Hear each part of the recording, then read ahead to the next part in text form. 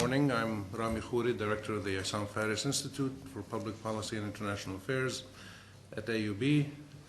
We're very pleased to have you and to have Ambassador Francis Guy on our inaugural event in what we plan to be a regular series of encounters like this at AUB, where we have ambassadors from countries or multinational organizations who will come to campus to have a public lecture, as this one is, and then to have more quiet, off-the-record, private encounters, casual, informal meetings with students and faculty and staff. And this is part of our, we see this as part of our mandate to deal with the international affairs side of the Issam Fares Institute, which is both public policy and international affairs. We're very pleased that Ambassador Guy is launching this series because there are many issues of common interest between the United Kingdom and Europe and Lebanon and the Arab world and the Middle East, and particularly because of her wide experience in these fields. Before coming here, she had a position as director of the office called Engaging with the Islamic World Department in the Foreign Ministry. And she's been ambassador before that to Yemen and has had diplomatic posts in Paris, Khartoum, Bangkok, and Addis Ababa. And before joining the diplomatic service, she worked with the British Council in Damascus and with the European Parliament in Luxembourg. Her background in academia is she studied international relations at Aberdeen University in Scotland, as well as at the Bologna Center of Johns Hopkins University in Bologna, Italy, and Carleton University in Ottawa, Canada. Her talk is entitled More Fraternity Than Friction: The Role of Values and Policies in Relations Between the United Kingdom and the Arab and Islamic World. And she will give her comments or her talk, and then we will have an open discussion. Again, thank you all, President Waterbury and distinguished guests. Thank you all for being here. Ambassador Guy, welcome. Faddali. Thank you.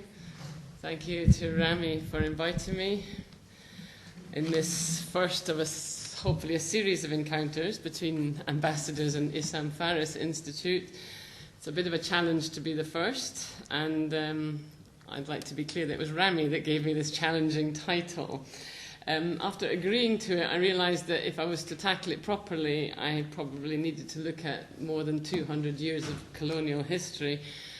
So I promise you that I don't intend to do that, and that I will try to concentrate on the issues of today, the issues between the UK and the Arab and the Islamic world, and the issues that affect British Muslims and, to some extent, European Muslims in general. I'll also try to avoid too much theology, because I don't claim any real theological knowledge. But having said that, I think there is a role for European Muslims to try and push some of the theological boundaries. Before we look at the 21st century, though, I'd like to emphasize one quick footnote of history. The sun set on the British Empire almost exactly 40 years ago. But it set not in India, not in Kenya, it set in Aden, in southern Yemen, on the Arabian Peninsula, on the 30th of November 1967, when the British left in an undignified hurry after being chased out by local population. The pull-out from the east of Suez was marked here in Arabia. And the traces in Aden are still there. There's a half-built military base, a ransacked, unused church. The lessons of failure to win over hearts and minds are therefore evident for all to see. That's my footnote. Let's return to today's relations between Britain and the Muslim world. And I think we need to be frank. If we mention such a title today, the image that we conjure up is not of the coins of the 9th century in Britain, which actually had Arabic written on them, because our trading relations were already so good with the Arab world. Nor is it the largely harmonious relationship that the British colonialists had with Muslim princes in northern India. But if we live in Britain, what we think about is terrorist attacks in the London Underground, attempted terrorist attacks against Glasgow Airport. And if we live in this part of the world, we think of British troops in Iraq, the British legacy in Palestine. We might remember with a little bit more fondness General Spears and his role in encouraging independence in Lebanon. And more romantically, we might think of Lawrence of Arabia until we remember that he made a big heroic promise that he then didn't fulfill. Personally, I'm naive enough to think that Lawrence believed in what he was doing, but he was let down by the realpolitik of 20th century Europe.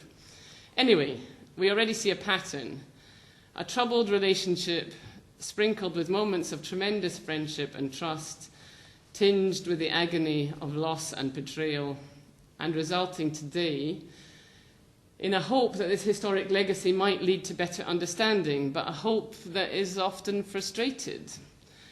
Can we do better? And by that, I mean, can we put this overall relationship onto a healthier place, less tinged by historical legacy, but which acknowledges some of the misapprehensions on both sides? I would like to think so. As Rami said, before I came to Beirut, I was head of a department called Engaging with the Islamic World. I had the privilege to help set up that department and determine some of its future direction. And people used to ask me why we had such a department. Why didn't we have a department for dealing with the Christian world or the Jewish world or the Buddhist world? Why had we picked out on the Muslim world? Well, the truth is that we set up the department as a delayed response to the events of the 11th September 2001, which had been a very rude awakening for many people in the West about the level of animosity and frustration amongst Muslims. The existence of the department was an acknowledgement that the UK has a problem with its relations with the Muslim world. As part of our work, we carried out a number of surveys of the British Muslim population, and we discovered that although Muslims in Britain are amongst the poorest of the population, they suffer very high levels of illiteracy and unemployment and have poor access to health services. If you ask a British Muslim what are the issues that concern him or her, the answer is Iraq, then Palestine, sometimes the other way round, depending on the news that day, then Bosnia, then Chechnya, and only then Kashmir, despite the fact that most British Muslims are from South Asia and many of them are from Kashmir. All of these foreign policy issues come long before any social or economic concerns. So what can we do about it? Firstly, I think the British government has to try and persuade Muslims in Britain and elsewhere that its policy is not anti-Muslim. And secondly, for people like my department, my previous department, to try and persuade our own politicians that better social policies will not be enough to integrate this population, but actually we will have to try and tackle some of the areas of foreign policy concern. The amount of UK's overseas aid that goes to countries like Pakistan, Bangladesh, Sudan, Nigeria is actually testament in itself that there is no discrimination. The generosity of the British population during the earthquake in Pakistan and after the tsunami in Indonesia was staggering. In Pakistan, it was the British NGOs who were on the ground first. Nobody talked about it in the same way as he talked about the Iranians, but they were there. They were unpublicized, and it was them, working with Christian Aid and Islamic Relief together, who helped the homeless survive a second winter where necessary. Most of that money was private donations. The same is true for Aceh in Indonesia. So no discrimination there then. And nor, in all honesty, is there in government policy.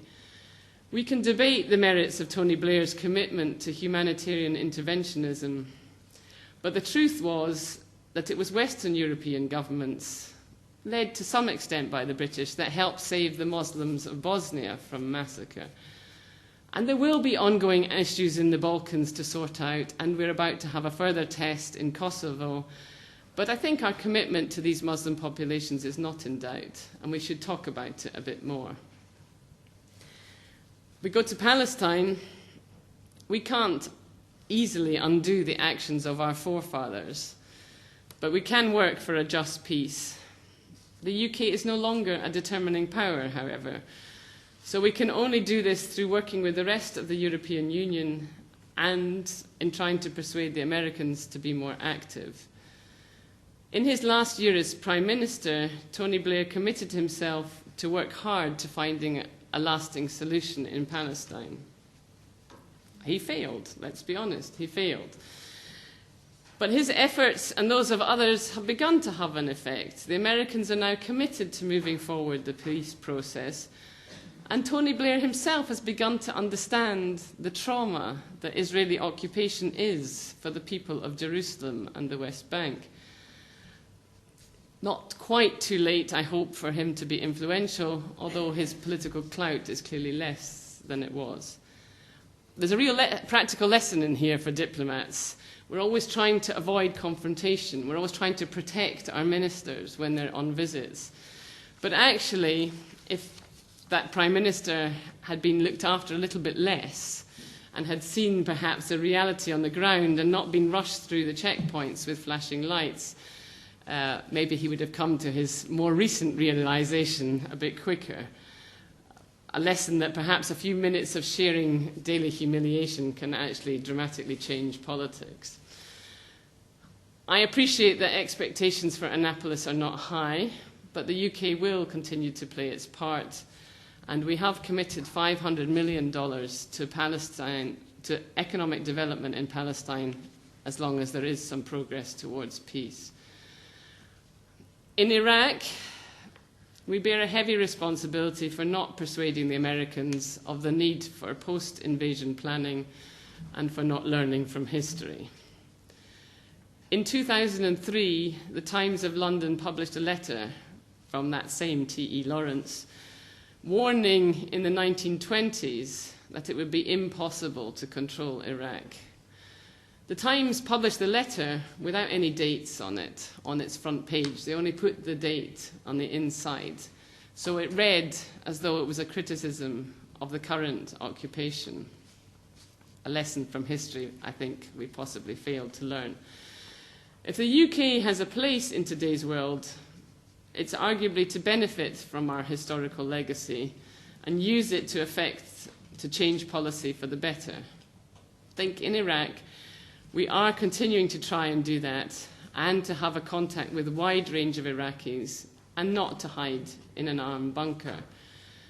Withdrawal from the palace in Basra a few months ago didn't lead to the catastrophe that some predicted.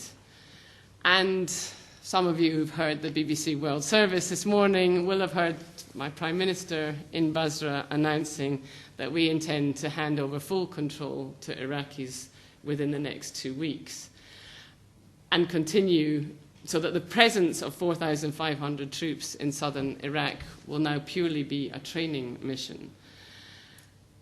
And I hope that we will aim to fulfill our commitment to withdraw another half of them sometime during next year. But we need to build up that withdrawal of troops with delivery of services to the population. And we can't do that on our own. We actually need help of the rest of the international community, and that remains difficult for both political and security reasons. At a more general level, we can rejoice in our own Muslim population and the diversity they bring to our islands. Too many incidents of apparent misunderstanding between Western countries and the Muslim world are exploited for political reasons. Sometimes, most of the time even, I accept that there is at origin a genuine grievance, but usually this is taken out of proportion by people who have political interests. Rami mentioned before last week to me the incident of the teacher and the teddy bear in Khartoum. This incident had the potential for a full-scale international debacle. The British press were calling for the breaking of diplomatic relations, for the immediate release of the teacher. People in Sudan were demonstrating, calling for her immediate execution. It was a delightful gift for the Sudanese government who were trying to discourage foreign intervention in Darfur. It was just perfect. I think we need to be clear about a few facts. I was in Sudan 20 years ago. I'm very familiar with this school in question. It is a Christian-run school, and the parents who send their kids there know exactly what kind of school they're sending their children to. But yes, there was a misunderstanding, let's be honest. But it could have been handled differently. The school could have handled it differently. It was exploited. But what's nice about the solution? Who saved the situation? A British Muslim. Lord Nasser Ahmed is one of a small group of Muslims who were nominated to the House of Lords by the Labour Party when they took power in 1997. And apart from one convert to Islam in the 19th century, this is the first group of Muslims we have in the House of Lords. The House of Lords obviously being associated with the land-owning class in Britain. Lord Ahmed is a devout Muslim who can speak to Omar Ahmed Hassan al-Bashir in a language that is difficult for him to reject. He was a perfect catalyst for a settlement. The Sudanese government needed to make no concessions to the British government. They made a gesture to a fellow Muslim. Winners all round. Even the chauvinist British press had to recognise that. It's interesting for me in my previous department that some of the more fruitful engagement we were able to instigate was in areas where there was no colonial baggage. So, for example, the British government and the Indonesian government have been cooperating very closely on a range of issues since the Bali bombing. One of the more interesting for the UK has been joint work on issues surrounding oversight of mosques and the encouragement of an intellectual debate between British Muslims and Indonesia. Indonesia is, after all, the biggest Muslim nation on earth and is keen to promote its own version of Islam Hadari, moderate Islam for today's world. The other very useful piece of work we did was to encourage better networking amongst European Muslims with a group led by Mustafa Ceric, the Grand Mufti of Bosnia. Ceric is clear that a Muslim in Europe should have loyalty to the state in which he lives first and to the Ummah second. For many British Muslims, such a hierarchy is not immediately evident.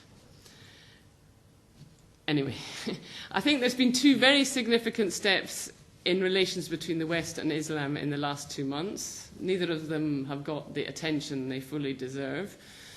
The first was a letter written by 138 Muslim leaders on the 11th of October, sent to heads of all the Christian churches, although principally aimed at the Pope.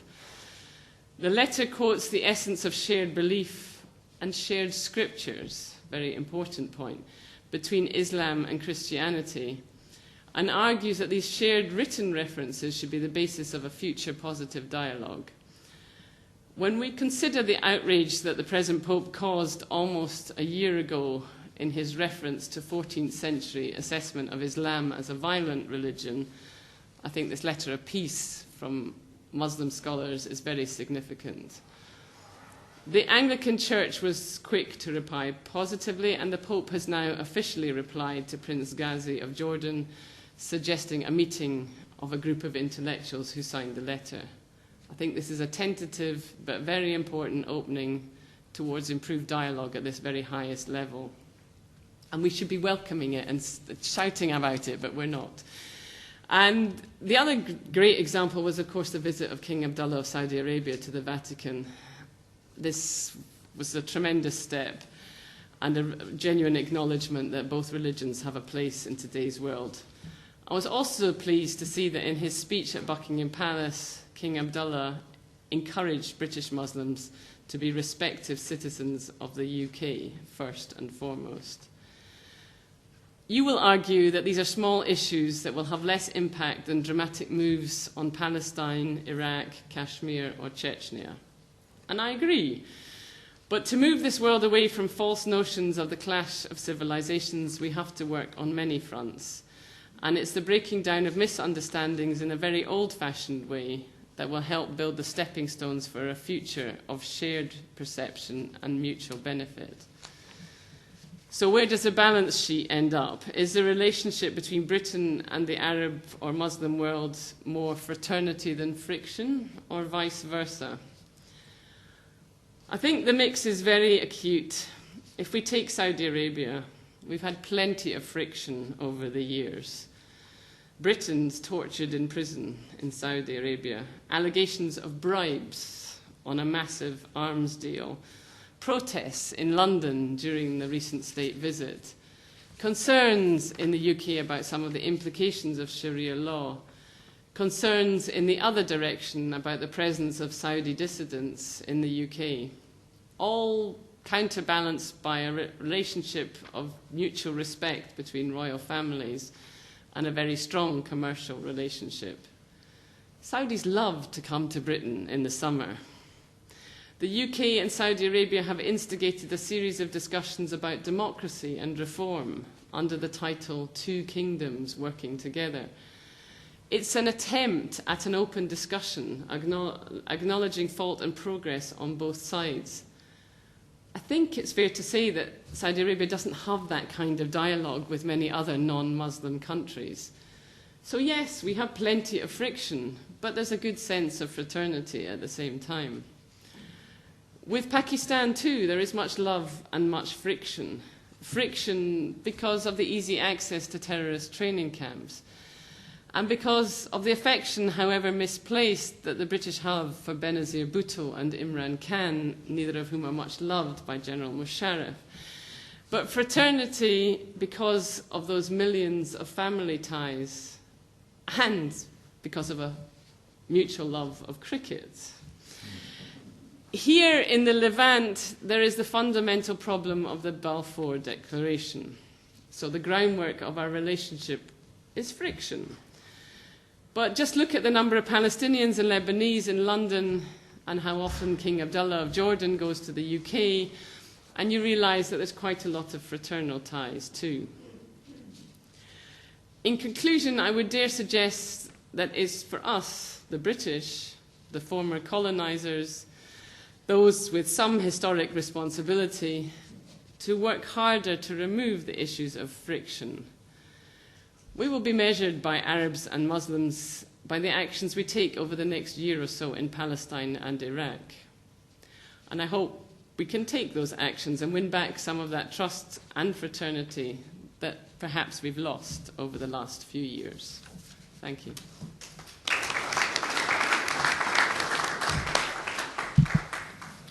Thank you very much, Ambassador Guy, for your frank and specific discussion. It's refreshing to hear this kind of public talk, and it's one of the reasons why we've initiated this series of the Ambassador and the Academy.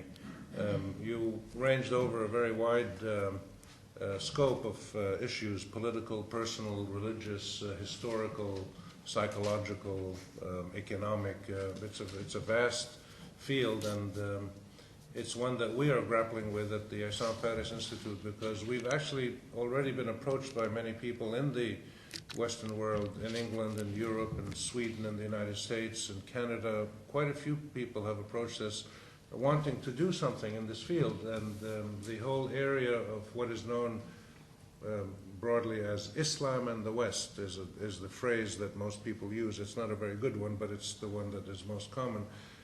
Everybody realizes that there's a problem, and everybody, many people are trying to figure out what to do about it. Our sense at the Institute is that a lot of the actions that have been taken have been at the level of well-meaning, interesting, partially useful dialogue between centrist people.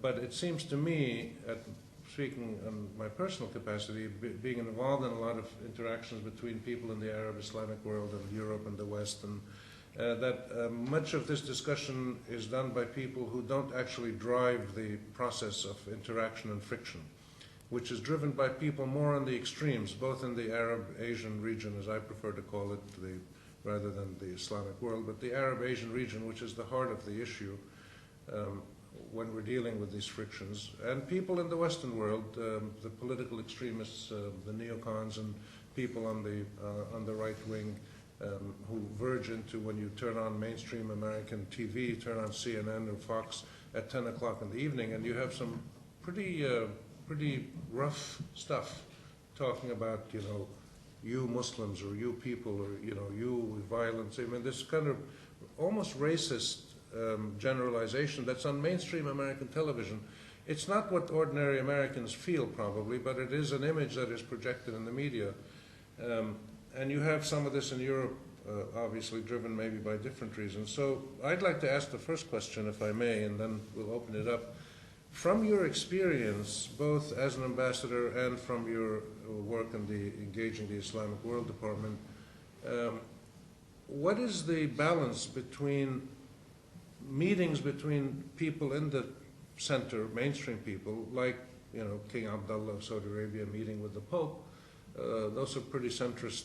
That's about as centrist as it gets, I guess, in politics. But what about the people on the extremes? Because they are driving the negative agenda in both worlds. What do you do about some of these extremist movements who are driving passions among many people? Is there any way to engage them? I'm not talking about terrorists necessarily, obviously. People who are involved in criminal activity need to be dealt with through judicial and legitimate police methods.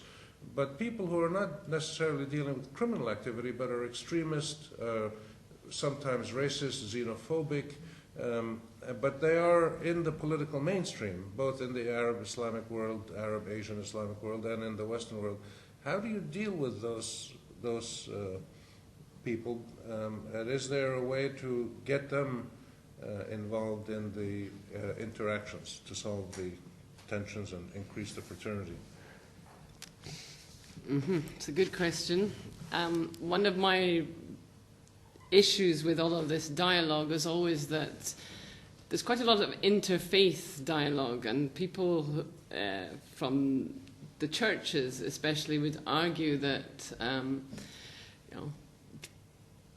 believers can talk to each other better because they are believers. The problem with that is that means that there's a whole nexus of very comfortable, I would argue, relations between, the Church of England, the Archbishop of Canterbury, Al-Azhar University, and now again they bring in some Jewish organizations.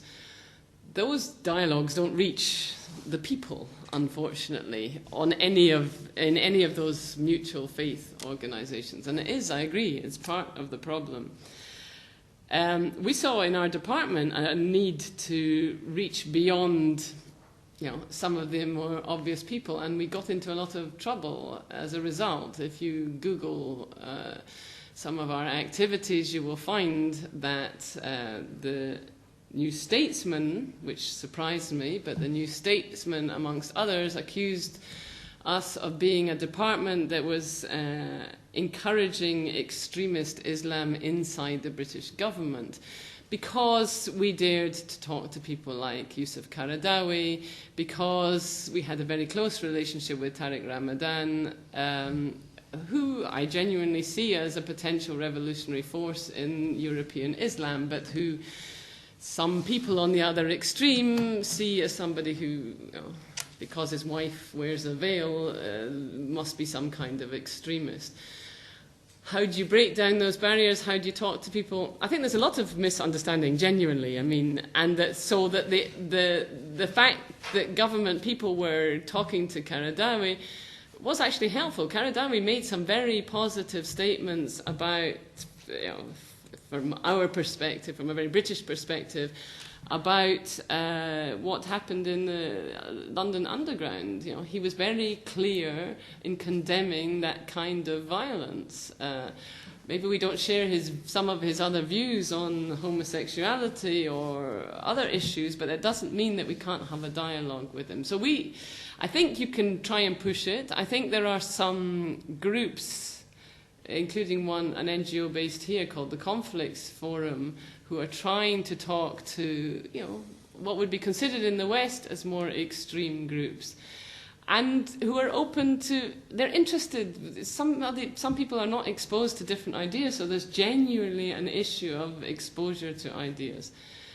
I think Rami makes a very good point, though. I'm not sure that we have such a clear dialogue with right-wing extremist groups inside Europe.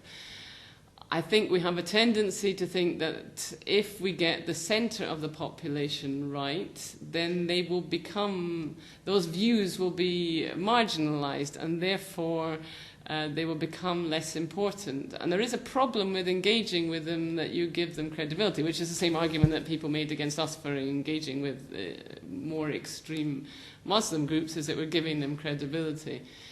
So there's a very fine balance. Personally, I would find it awkward to have that discussion with the British National Party, for example. But I think you make a very good point, that we should be perhaps exposing that side of the equation as much as the other one. Thank you. Thank you. Questions, comments? Talk into the mic because it's taped, and identify yourself, please. I'm Maureen Ali. Turn it on. White button. Maureen Ali. Thank you, ambassadors, but I just wondered, in your overview, why you missed Lebanon out of the list, because last year's war and Tony Blair's position in last year's war led to deep resentment, both here and in Britain, and in some people's view, that's what did it for Blair, finally.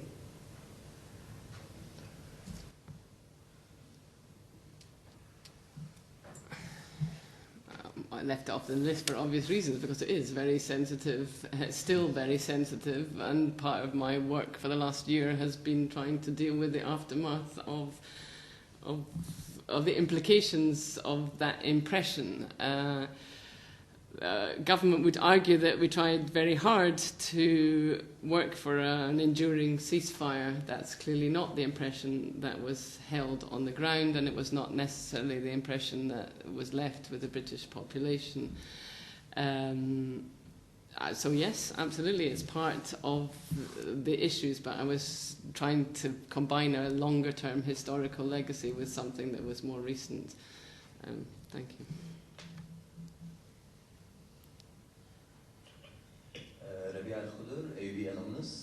I was just wondering, coming back to the dialogue with the Islamic World, during your tenure at the Engaging with Islamic World Department, and from your current knowledge, what do you think would have been the impact of interacting with the commonly known new preachers in Islam, the ones that wear suits and have television shows and have wide support and encouragement from the Muslim world here and from Muslim diaspora, particularly in Britain?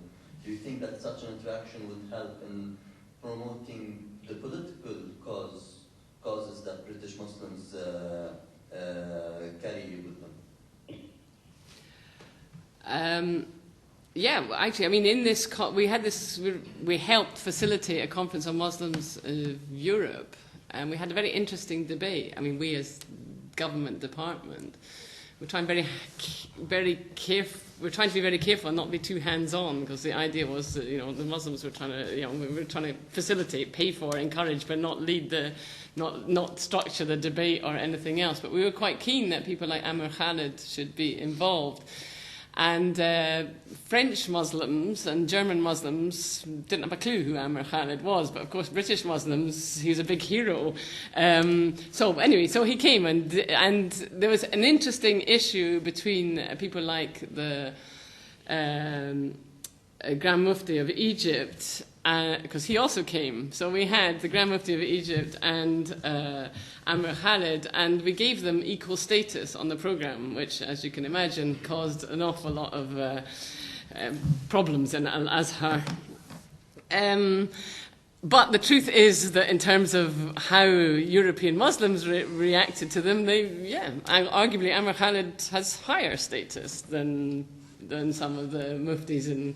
This is on record, so please don't share it with people in Al-Azhar. But yes, there is a debate to be had with them. Amr Khalid can fill Wembley Stadium. I'm very conscious that Amr Khalid can fill Wembley Stadium, and has a very positive message to to bring across. So in terms, the government were quite keen to engage with him, and he was wary of being used as a government puppet, of course, because, he's clear where his popularity comes from. But there's a very, in terms of reaching out to a population where people are not necessarily always reaching out to, I think this new generation of preachers is very interesting, yes.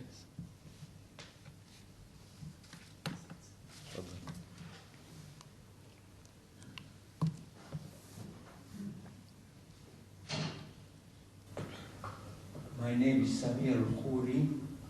I want to thank you, Ambassador, for a very interesting talk.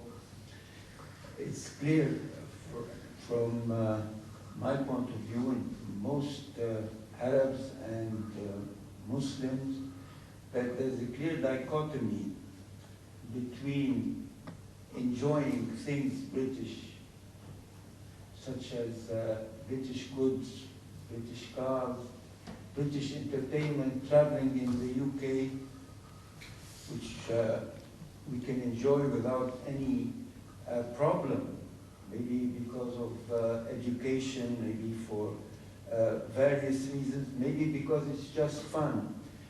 But this dichotomy is reflected in looking at British politics, which are a different matter. I'm struck by the fact that even British Muslims give a priority to political issues outside the frontiers of Britain, in the Arab world, Palestine, mentioned Chechnya and many others. They put them ahead of employment, ahead of economic progress, so on. So there's obviously something wrong with British policy within, even with its Muslim communities. And a reflection of that probably is the opening up of a department in a Foreign Office for engaging Islam, or the Islamic world. And yet, on the other hand, we find that you as ambassador in Lebanon and British ambassadors in the Middle East cannot engage with Hamas, cannot engage with Hezbollah, and then your hands are absolutely tied in this. So how can we actually justify the creation of an Islamic department engaging the Islamic world, and then tying your hands here in any contact with even moderate Islamic organizations, or with Hezbollah, or elsewhere with Hamas? I'd like you to put that question to my political masters, please. We have had contact with Hamas and with Hezbollah. We don't currently have contact with Hezbollah. We have, though, very recently had negotiations with Hamas because of the arrest of the kidnapping of the BBC journalist Alan Johnson. So to be fair, we are looking for a way to try and formalise that, because we realised that there was some benefit to that exchange. Some of it's about shared European policy, some of it's about UK policy. But you're right, we are hamstrung by that policy. My name is Wally Kazbin. I teach in the Political Studies Department. I'm a visitor here. And I'm teaching a course on U.S. and Middle East relations, and today I'm supposed to be talking about the Bush Doctrine and public diplomacy. And so I appreciate a lot of your talk and, similar issues that I cover. And it's interesting to get this perspective, and also realizing the challenges of what diplomacy is like. But I also listen to your talk with a kind of skepticism that my students, greet, what I have to come to the class to. And on the one hand, I appreciate how the degree of misunderstanding and many of the issues that the programs you've been involved in work on, trying to engage dialogue to deal with those misunderstandings. So I see that as definitely a problem and something to be addressed through diplomacy and through these other actions. One thing, though, that struck me that was mostly missing from your talk, and I know there's limitations on, you've been very frank and there's certain limitations on things that you don't speak on, but to the degree that the emphasis, focused on things like values, focused on things like, the role of NGOs, there definitely are these points of fraternity between the British people, Muslims, Arabs, and so forth. Though your talk didn't, let's say, address the notion of interests, the notions of, what are the UK's interests in the region, and to what degree are there, divergent or rival interests of states and societies in the region. And to me, that strikes me as a much more, obviously, difficult issue. But when I, say, talk to my students, they can't be open to these other issues, this misunderstanding and other issues, without, say, more frank acknowledgement of the nature of interests. Now, teaching about the United States, I think, is more problematic than the UK.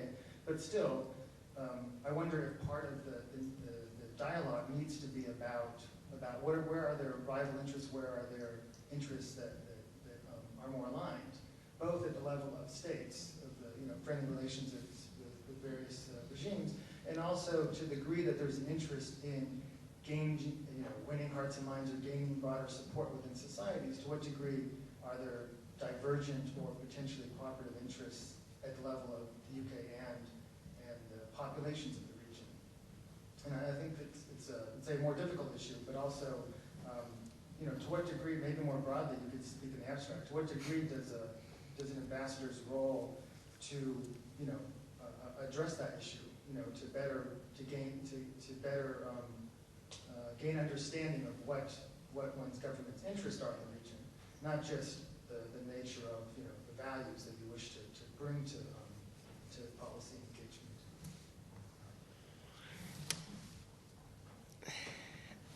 I think there's a danger in over-intellectualizing this, if I may say so. If we start with this part of the region, and I have a different comment on Iraq, because I think there were different interests at stake from a British perspective. But if we look at Palestine, then it's quite clear that our interests are in long-term peace and stability. There is no other interest that can be, for ourselves, for a trading relationship, for a better relationship with Europe, but also to remove one of the potential grievances which are leading people to take extremist action, which was why I was talking about British Muslims, because we're not just talking about people who might end up in let's be honest, a Palestinian camp in Lebanon even, or training camps in Pakistan. We're talking about people who live in Bolton or in the UK. So dealing with Palestine has a very clear domestic political interest nowadays. And that, I think, is this thing that has sunk into our politicians which didn't exist before. It's one of the problems of terrorism. They used to say, I studied international relations in the 1970s. Okay, so we were into game theory and all of the rest of it. But it was at the time when the PLO were kidnapping airplanes, hijacking airplanes. And the theorists of international terrorism used to say 99% of the people will be disgusted by what happens, but 1%, you will have a 1% effect. And actually the 1% effect of everything that's happened in London Underground is a realization that there are real grievances being held by Muslims in Britain and elsewhere. So I think we have an interest which is clear, and which I doubt that very many people in the region, apart from those who want to remove Israel from the face of the earth, most people would share that same interest. So I think that one is a bit of a red herring. We maybe go about it in not quite the same ways that everybody would like, because perhaps we, from a Palestinian perspective, overly respect Israelis' need for security, but our bottom end interest is the same. I think in terms of the invasion of Iraq, though, no, it was a pure political calculation that our interests were in being with the United States. And it was not a calculation about our relationship with the Muslim world, nor a calculation of our interest with the population of Iraq. You can criticize it, you can analyze it, but the political decision was a decision about our relationship with the United States. Yes, absolutely. That was about UK interests and a political decision about where UK interests lay at that time. In carrying it out, we tried to further UK interests on the ground by dealing with things in a different style, and we are still very conscious that for a long-term trading relationship, for better relations with the whole of the Arab world, we need to put Iraq into a different place than where it is today, and that is now a driver of our policy. But the decision was made for a different political interest, yes. So yes, we can talk about political interest. But often, a real interest is about peace and stability and developing an economic relationship, and it's often not much more complicated than that, honestly. Jad. And then Jad first, and then the next two. Jad first, and then both of you. Jad Shaban from EUB. We often hear in the development literature and in the media more often, and we're trying to also struggling with our students to teach them or not to teach them the fact that culture predetermines development, and that some religions are failed to fail, and some others are not. And I don't know if you're familiar, probably you are, with the literature that says, well, everything as being equal, being a Protestant is better for development because it promotes capital creation and entrepreneurship, while some literature now and in most major US universities are proving that being from a certain culture and including Islam is a hindrance for development. What's your honest opinion about that?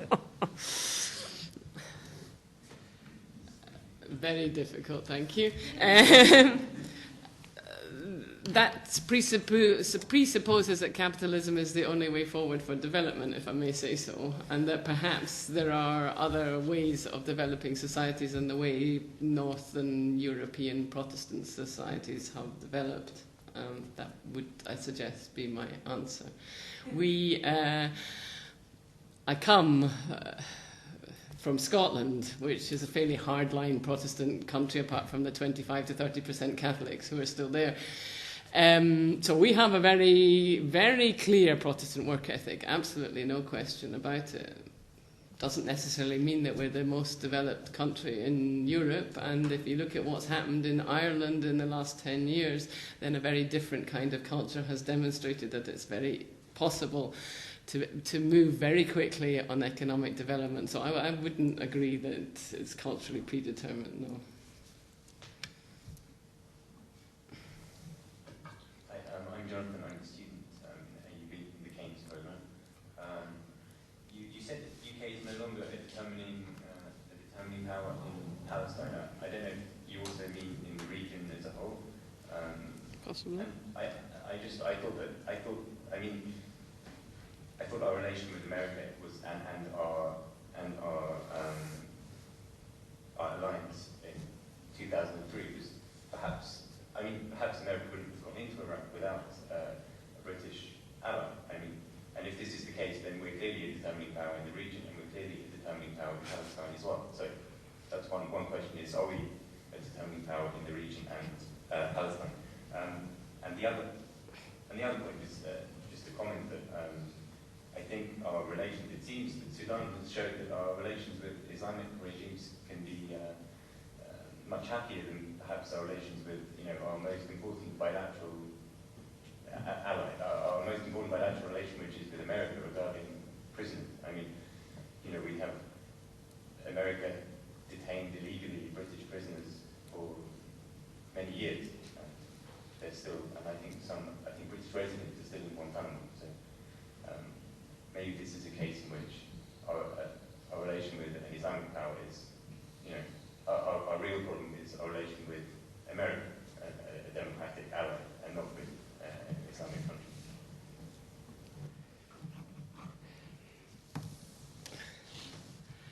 I think I meant, if we look at 60 years ago, Britain had a mandate in Palestine. Arguably, General Spears pushed independence in Lebanon before the French were really prepared to do it. We were a determining power in absolute terms, in a way. What we decided, what we did with our troops on the ground changed the nature of, where things went. We decided that unilaterally. We're not in that place anymore. That doesn't mean that we're not influential. It doesn't mean that we haven't got a role to play. We're still obviously one of the permanent 5 members of the Security Council. Yes, America needed an ally, and now there seems to be a competition between the French and the UK for being America's closest ally. But so we are still a very influential power. What I meant was that we don't do things on our own anymore. That was, I think, my point.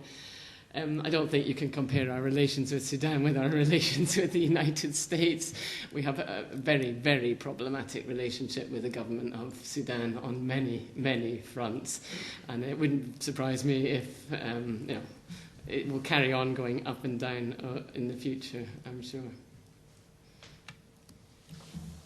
Riyadh, and then Fadi. Riyadh, and then Fadi. Riyadh al-Khoury, visiting scholar, the Carnegie Middle East Center. Since it was a decade ago, you're safe, you don't have to worry. Could you comment on Robin Cook's policy in the first Blair government as Foreign Secretary? I'm not an expert, and I spent very little time in Britain, and I wasn't following this very carefully, but from a distance it looked like he was trying to introduce some kind of ethical or value system into policies. Because if I were my younger brother who wrote the title of your lecture today, I would say the role of values versus policies in relations between the UK. Now that I've antagonized you, could you answer my question, please? That's his British education at Oxford.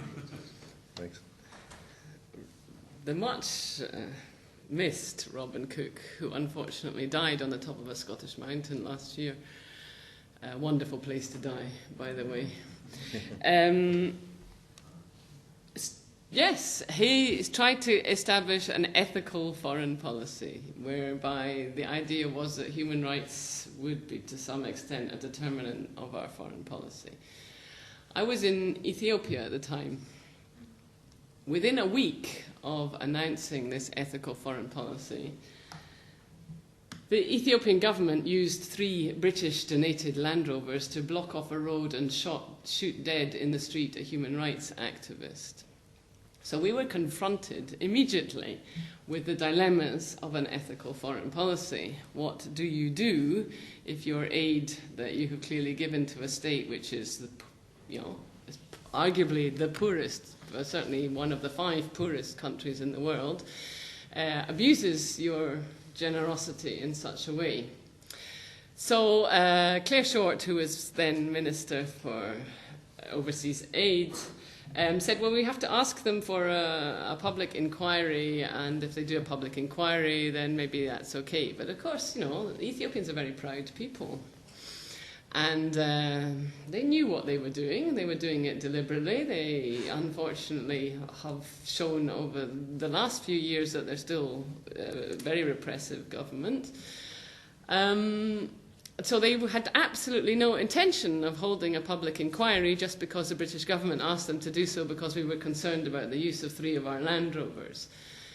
So we then got into a situation where we threatened to stop all aid to Ethiopia, and I was at the meeting when the Ethiopian Prime Minister, Meles Zenawi, turned around and said, my objective as Prime Minister is to give my people 3 square meals a day. That's my clear objective. But I am not going to be told by a foreign government what I should do. Therefore, if this is your condition for continuing aid to my poor country, I am not prepared to accept it. So for 1 year, we broke off all humanitarian aid to Ethiopia because we were committed to an ethical foreign policy. That human rights activist death was very important, and it was very important to publicize the issues of repression in Ethiopia. That I'm clear of. Whether the price of cutting off all aid to one of the poorest countries of the world was the right place to have ended up, it's very difficult. And now, of course, we've re-established our aid programme, and arguably the Ethiopian government is even more repressive than it was 10 years ago. I think, for me, we were there on the ground. Not many people know about that because it wasn't very public, but it was a real practical test of what it meant to have an ethical foreign policy in a real life situation. And to be fair, the politicians went with it because it was, within a week of announcing this ethical foreign policy. We couldn't then pretend it was all right that you shoot dead human rights activists. But it demonstrated very quickly that you have to, if you're going to create such a policy, you have to be very determined, and you probably have to work out the limits of it. And we hadn't, I don't think the politicians had understood the full implications of what that meant.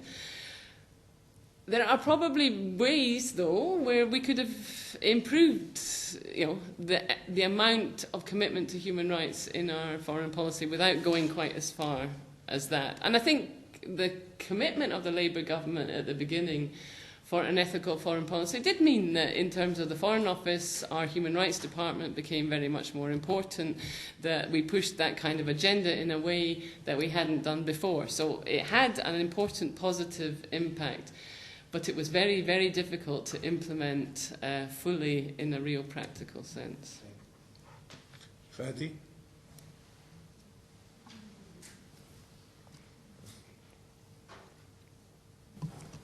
Just turn it on, yeah.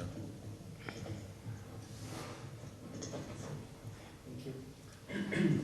My name is Farid Hajar, and I'm conflict resolution specialist. Thank you for your comprehensive talk today. And my question about, let alone the legacy of history and colonialism, people here in general look at the UK as like a backseat rider in the American foreign policy train. So to what extent do you think that this is a fair understanding, one? And is there any policy or new policy, new political discourse, and eventually practices regarding just to adjust and maybe reshape this understanding of Britain in the eyes of Arabs and Muslims? Thank you. The question is whether a backseat driver has any influence or not. You can do a lot of shouting from the back seat. You can be very irritable, but you're not actually holding the wheels, or you don't have your feet on the accelerator. I think I like your analogy quite well. This is on the record, so I can limit how far I'm going to take it. But yes, I think one of the hopes that Tony Blair had, this will seem bizarre to you in this here, but one of the genuine hopes of a commitment to support in Iraq was that we would have more influence on what happened in Palestine as a result. And I leave you to make your own judgments as to whether that backseat driving really worked. So I think there's a problem. I think there's a limit to how much we can be a backseat driver. And, the classic UK dilemma is exactly that, is we swing between wanting to be a state that plays a more prominent role in Europe to wanting to be a state that has a privileged relationship with the only world superpower, and therefore we can be more influential because of that. And we keep swinging, and we're still determining our role, I would suggest. And I go back to the point that, without the same kind of military and economic clout that we had 50 years ago, we have to redetermine that role, and we have to work out what that means. And there have to be some expectations on the ground as well that's what we are, a European power now, not people who are going to change things unilaterally. Are we working? I think we haven't quite got to the point that you're suggesting. I don't think we're yet making a succinct effort to totally redetermine what that means for our policy in this part of the region. We're still bumbling on somewhere between Europe and America. I would like to ask you, from engaging with the Islamic world, a question about engaging with the Islamic Republic, which is Iran. Given that the United Kingdom has had an ambassador, I think for many years, you did not break off ties. So you've been able to actually be there, talk to them. You've been involved in the nuclear European negotiations, and you've also had the tensions with your detained your naval people who were detained and then released, and that was a particularly, I think, telling example of how to solve a diplomatic problem in a diplomatic way. Given your experience, given Great Britain's history, UK's history with Iran, and given the present situation, which is changing quite quickly in terms of the certainly American relationship related to the nuclear industry especially, how would you summarize your UK experience with the Iranians? And if you were called in, which presumably you will be or have been or should be at some point, and the British Prime Minister asked you, how should we deal with Iran? What are the lessons you've learned from the last, say, 6 or 8 years in UK-Iranian relations, and how to engage that country or push it with threats and sanctions?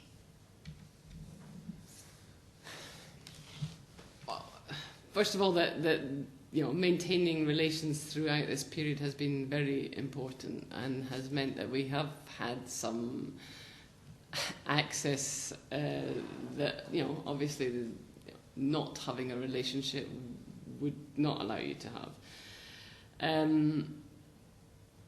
Jack Straw and the other 2 European foreign ministers worked very, very hard on the Iranian nuclear dossier, I would argue, and worked very hard in a way to stop the Americans causing more problems on this to attempt to calm down the Americans. The Europeans put an awful lot of effort into attempting to negotiate with the Iranians over the last 2 years. I think it would be fair to say that we're fairly frustrated by the process, but that we're still very committed to it, as evidenced by Solana's meeting with the Iranians again in London only last week, and that Europeans as a whole feel that we've put on the table something that is a real offer that the Iranians could genuinely accept.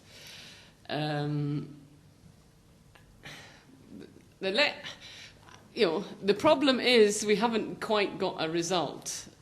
So negotiating in itself, the lesson so far is that this process, unfortunately, has been frustrating, if you want to try and take lessons.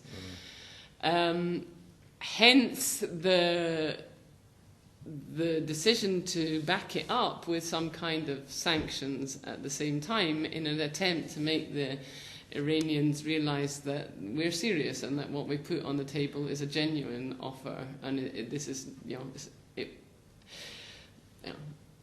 and it wasn't actually for discarding, it was for discussion.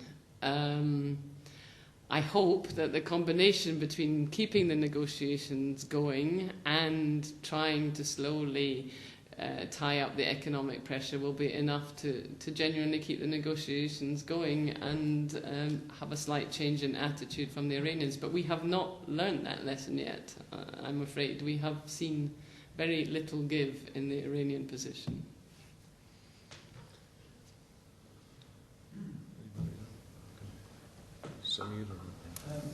Maybe I'm going to put you on the spot, Ambassador. Nobody asked you about the situation in Lebanon. No, can't do that. And the UK has probably kept a very low profile in visits and in contacts, in taking a position on the all-important Lebanese presidential election. why, as a European power, you haven't played a high-profile role, and it's a long way from the days of General Spears, but nonetheless, I think in view of the fact that everybody in Europe was, powers like Italy and Spain make visits and contacts, high-profile contacts, we feel that maybe Britain has not done enough in this presidential election. How do you feel about it? I think that the whole of the European Union was with the European foreign ministers and with the efforts of Kushner. It wouldn't do any good to have 27 foreign ministers coming, quite frankly. I think it's enough that we were all supporting him. I'm not clear that the UK, we can have messages of support, we can be encouraging. I think the best way to do that was through a joint European mission. I am not clear that there's a particularly separate role that would help in the current situation. Before we get to the next question, just a little historical context. Ambassador mentioned the importance of historical memory. The other day I was, about a year or two ago, I was driving down Spears Street, and there was a young driver who was, back when I was with the Daily Star, a young Lebanese fellow, probably around 22. He had been high school education, no college, but an interesting, enlightened, nice guy. And I thought I'd just ask him out of curiosity. I said, "Do you know who Spears is?" Because we were driving on Spears Street. He said, "Yes, of course." I said, "Who?" He said, "Britney Spears." So there may be new challenges in terms of historical memories and contexts and realities.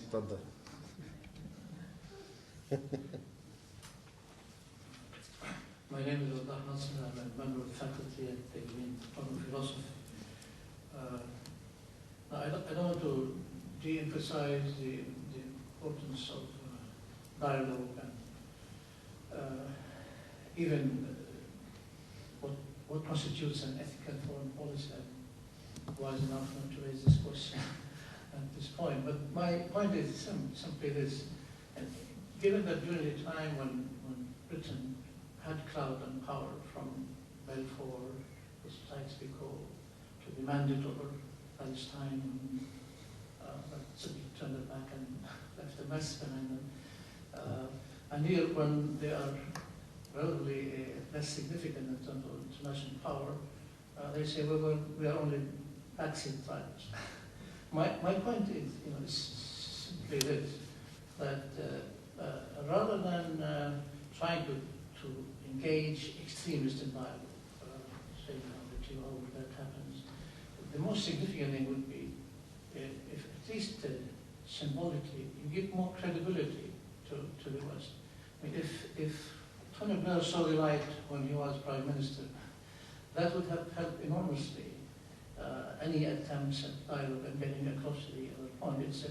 It's irrespective of how we define the real interest of Britain. What matters is the perceived interest of Britain. And this is where there's something very ironic, if not even comic, about Tony Blair suddenly. It doesn't have to be, even if he were rushed from the airport to wherever he was, he knew what was going on. So, and this is something that really difficult to explain when it comes to engaging those who need to be brought in dialogue. Everything else, I don't exaggerate the role of politics. I'm a student of philosophy myself. But this is the most significant thing that could be done by the West in general, including Britain and European countries. So that, this is where all the rest spears to the contrary. It's really insignificant. This is what accounts for why people behave as they do. It's a point, no? I take your point, thank you. I wouldn't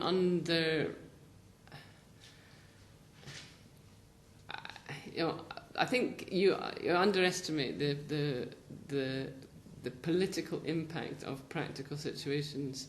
I'm very conscious, Mr. Khoury mentioned Robin Cook, that on occasions when we have exposed ministers to the real situation on the ground in Palestine, and one classic was Robin Cook having a fight, literally, with an Israeli soldier in Gaza, it made a difference to their perception. And so I wouldn't underestimate that. I think you have no idea the capacity of the Israelis to hide the reality of what's going on, and there is nothing light being exposed to it from the other side for you to realise it. And I think, as I said, I think that for me, I agree with you. It's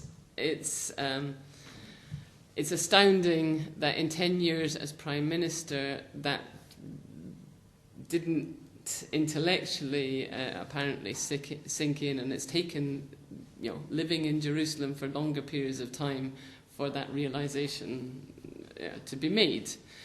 I think, as I said, I think that's a lesson. I can only but agree with you on your point. I'm not sure how good we will be at doing it, but your point is very valid. Thank you. How many people remember Robert Cook's courageous stand? We're speaking about perceptions. Put the mic. We're speaking about how those we call extremists and who come from. And I find it, on a side note, totally disgraceful that when 8 physicians, Muslim physicians, were masterminds of hopefully something that will come about, there weren't a single, I involved in teaching medical ethics, that you'd expect, to speak on the other side, someone to condemn this. I think this didn't happen. I mean, but my point to you, I'd say, and you're a diplomat and ambassador, and I want to be too harsh on you, is that if we are speaking about explaining why is it that people, extremists people, behave as they do, the greatest service we would render, whether we're speaking about British Muslims or Muslims elsewhere, would be in terms of how prime ministers make decisions. And there's something that I said earlier, ironic to put it more politely, something else about this shift. I mean, so you can't expect people to take it seriously when they say, let's sit down and dialogue. And, if this is preceded by the position of someone like Robert Cook not being simply an isolated personal expression that yielded little influence, that when it matters, those who make these decisions really take the true interests of their own country and of those who feel rightly or wrongly as victims. Until that happens, we're really wasting our time.